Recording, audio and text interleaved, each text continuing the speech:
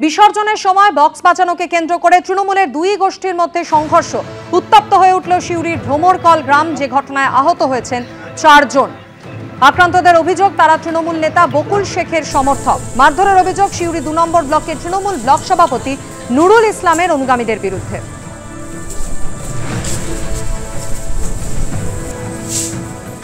নুরুল ইসলামের কিছু লোক অতর্কিত আমাদের উপর হামলা করে। আমরা বলছিলাম যে ভাই পুজো সবারই আনন্দ সবাই করে, ওরা বলছে না করতে দেবো। লোকজন বার থেকে কিছু লোকজন নিয়ে এসে অতর্কিত হামলা করে, আমাদের চরম মারধর করে। ওর ক্ষমতা চলে যাচ্ছে, 1 নম্বর কথা। সেই ক্ষমতা টিকে থাকার জন্য সব গ্রামে আতঙ্কিত করে রাখছে। সব জায়গায় ও সব জায়গায় একটা ঝামেলা লাগার সৃষ্টি সব জায়গাতে একটা ঝামেলা লাগার সৃষ্টি করছে। কোনো কিছু কথা কাটাকাটি কিছু নেই। বাদ থেকে লোকজনকে নিয়ে এসে হামলা করে আমাদের। স্বপন সাহা, সুকান্ত সাহা, সুব্রত সাহা, বাচ্চু অঙ্কুর, লক্ষণ বাগদি। দুর্গাপূজা আজকে বিসর্জন ছিল, তো আমরা আনন্দ করছিলাম এবং নাচছিলাম, এবং কিছু নুরুলের লোকজন মানে এসে আমাদের উপর অতর্কিত হামলা করে। মানে ওর দলে মিশতে হবে, ওর সঙ্গে থাকতে হবে। আমরা অনুব্রত মন্ডলের দল করি। আমার যেটা হচ্ছে 10 বছরের কর্মাধ্যক্ষ ছিল, মৎস্য কর্মাধ্যক্ষ এখানে জেলা পরিষদের। অশান্তি সূত্রপাত নুরুল বলছে যে আমাদের সঙ্গে আসতে হবে, ওর সঙ্গে থাকা যাবে না। বিসর্জনের ওইটাই পার্টিগত চলে আসছে যে না, ওদিকে আনন্দ করতে দেওয়া যাবে না, ওরা বকুলের লোক, ওদিকে আনন্দ করতে দেবে না, ওদিকে মেরে বার করে দেয়। সেই জন্য লোকগুলোকে নিয়ে এসে মানে নাই করে 60 থেকে 70 জন লোক এসে আমাদের উপর হামলা করে। পুজোর মধ্যে রাজ্য সরকারকে না জানিয়ে জল ছাড়ার অভিযোগ। ফের ডিভিসিকে নিশানা করলেন মুখ্যমন্ত্রী মমতা বন্দ্যোপাধ্যায়। আর এই সংঘাতের জেরে গত বছর Damodar valley river regulation committee থেকে প্রতিনিধি তুলে নিয়েছিল রাজ্য সরকার। ডিভিসির সঙ্গে সম্পর্ক ছিন্ন করার কথাও বলেছিলেন মুখ্যমন্ত্রী। দশমী শেষ হতেই ফের জল ছাড়া নিয়ে দেখা দিল সংঘাতের মেঘ। দফায় দফায় চলছে বৃষ্টি, তার মধ্যে জল ছাড়ছে ডিভিসি, যার জেরে খুলে গেছে বাগযুদ্ধের লক গেটও। ফের মুখোমুখি তৃণমূল সরকার এবং দামোদর ভ্যালি কর্পোরেশন। ফের রাজ্য সরকারকে না জানিয়ে জল ছাড়ার অভিযোগ ঘিরে চড়েছে সংঘাতের পারদ, যে ছবি এর আগেও বারবার দেখেছে পশ্চিমবঙ্গবাসী। বর্ষা এলেই জল ছাড়া নিয়ে চাপানো তো শুরু হয় রাজ্য সরকার এবং ডিভিসির মধ্যে।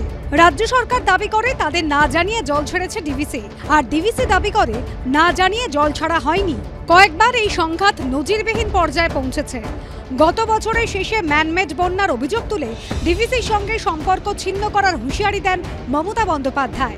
আর একই দিনে মমতা বন্দ্যোপাধ্যায়কে পাল্টা চিঠি দিয়ে কেন্দ্রীয় জলশক্তি মন্ত্রী CR পাটিল দাবি করেন সবসময়ের মতো এবারও ঐক্যমত্যের ভিত্তিতে প্রতিটি স্তরে পশ্চিমবঙ্গের প্রতিনিধির সঙ্গে আলোচনা করেই জল ছেড়েছে DVRRC। এরপর নরেন্দ্র মোদীকে চিঠি লিখে তার জবাব দেন মমতা বন্দ্যোপাধ্যায়।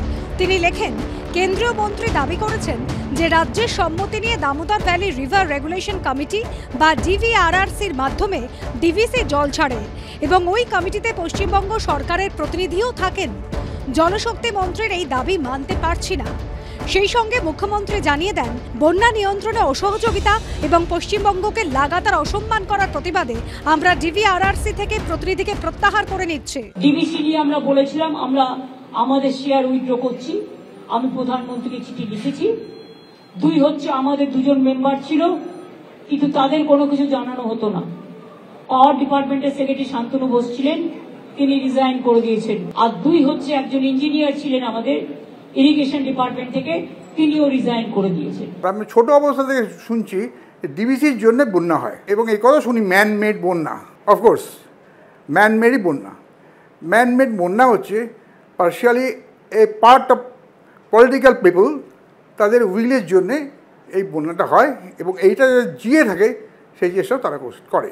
ডিভিসি জল ছাড়ে উইদাউট ইনফরমেশন, এই যে একটা বিরাট বাজে কথা মানুষকে বোঝানো হচ্ছে, জানানো হচ্ছে, সেটা অত্যন্ত দৃঢ়ভাবে প্রতিবাদ করছে। এবছরের 24শে জুনও বিধানসভায় দাঁড়িয়ে মুখ্যমন্ত্রী বলেন, আমাদের এখানে যে বন্যা হয় তার বেশিরভাগটা ম্যানমেড বন্যা।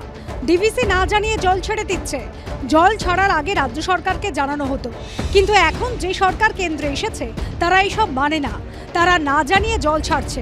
যদিও ডিভিসি সূত্রে পাল্টা দাবি, তারা নিজে থেকে জল ছাড়ে না। Damodar valley river regulation committee বা ডিভিআরআরসি যেমন পরামর্শ দেয় সেই অনুযায়ী জল ছাড়া হয়। প্রথম হচ্ছে প্রি মনসুন একটা মিটিং হয়, DVC, West Bengal government, Jharkhand and CWC representative, এবং সেই মিটিংয়ে ঠিক হয়ে যায় যে কে কতখানি জল পাবে, কতখানি চাষের জন্য যাবে, কতক্ষণ দুর্গাপুর মিউনিসিপ্যাল কর্পোরেশন কতখানি জল পাবে, এবং এই জলের হিসেবটা তখনই তৈরি হয়ে যায়। 4 মাস যেতে না যেতেই ফের চলল রাজ্য সরকার বনাম ডিভিসি সংঘাতের সেই পারদ। মনোজ বন্দ্যোপাধ্যায় ও সন্দীপ সরকারের রিপোর্ট, এবিপি আনন্দ। মায়ের বিদায় বেলায় দশমীর পর একাদশীতেও রাজ্য জুড়ে কার্যত দুর্যোগ পরিস্থিতি দেখা গেল। আর এরই মধ্যে আলিপুর আবহাওয়া দফতরের পূর্বাভাস বলছে আজ থেকে দক্ষিণবঙ্গ জুড়ে ধীরে ধীরে কমবে বৃষ্টির পরিমাণ। অন্যদিকে উত্তরবঙ্গে দ্বাদশীর দিন থেকে বৃষ্টির পরিমাণ বাড়বে। ইতিমধ্যে আলিপুরদুয়ার ও জলপাইগুড়িতে লাল সতর্কতা জারি করা হয়েছে, যদিও রবিবারের পর থেকে ধীরে ধীরে পরিস্থিতি স্বাভাবিক হওয়ার সম্ভাবনা রয়েছে। আকাশের মুখ ভার, জায়গায় জায়গায় বিক্ষিপ্ত বৃষ্টি। দশমীর পর একাদশীতেও রাজ্য জুড়ে দেখা গেল এই ছবি। তবে এরই মধ্যে দশমীর অতি গভীর নিম্নচাপ ধীরে ধীরে শক্তি হারিয়ে গভীর নিম্নচাপে পরিণত হয়েছে। আলিপুর আবহাওয়া দপ্তরের পূর্বাভাস অনুযায়ী শনিবার থেকে ধীরে ধীরে কমবে বৃষ্টির পরিমাণ। রবিবারে আরও দুর্যোগ মুক্ত হবে দক্ষিণবঙ্গ। রবিবারে আমাদের বৃষ্টিপাত কমে যাবে, তবে দুপুরের একটু আগে থেকে শুরু করে সন্ধ্যার মধ্যে 1-2 পশলা বৃষ্টির সম্ভাবনা থাকে, সেটা থাকছে, কারণ বজ্রবিদ্যুৎ সহ বৃষ্টিপাতের সম্ভাবনা রবিবারেও রয়েছে। তবে এই যে কন্টিনিউয়াস বৃষ্টি বা এরকম কোনো বৃষ্টিপাতের সম্ভাবনা নেই। আবহাওয়া দপ্তর আরও জানিয়েছে দ্বাদশীর দিন থেকে উত্তরবঙ্গে বৃষ্টির পরিমাণ বাড়বে। আলিপুরদুয়ার ও জলপাইগুড়িতে লাল সতর্কতা জারি করা হয়েছে। ভারী থেকে অতি ভারী বৃষ্টি হতে পারে কোচবিহার, উত্তর দিনাজপুরের মতো জেলাগুলিতেও। কমলা সতর্কতা জারি করা হয়েছে কোচবিহারের বেশ কিছু জায়গায়। অত্যন্ত ভারী বৃষ্টিপাত যেটা হওয়ার সম্ভাবনা রয়েছে সেটি জলপাইগুড়ি এবং আলিপুরদুয়ার জেলাতে। বাকি উপরের 5টা জেলার মধ্যে দার্জিলিং, কালিম্পং, কোচবিহার এই 3টি জেলাতে ভারী থেকে অতি ভারী, আর আলিপুরদুয়ার, জলপাইগুড়ি এই 2টি জেলাতে ভারী থেকে অতি ভারীর সঙ্গে সঙ্গে অত্যন্ত ভারী বৃষ্টিপাতেরও সম্ভাবনা রয়েছে।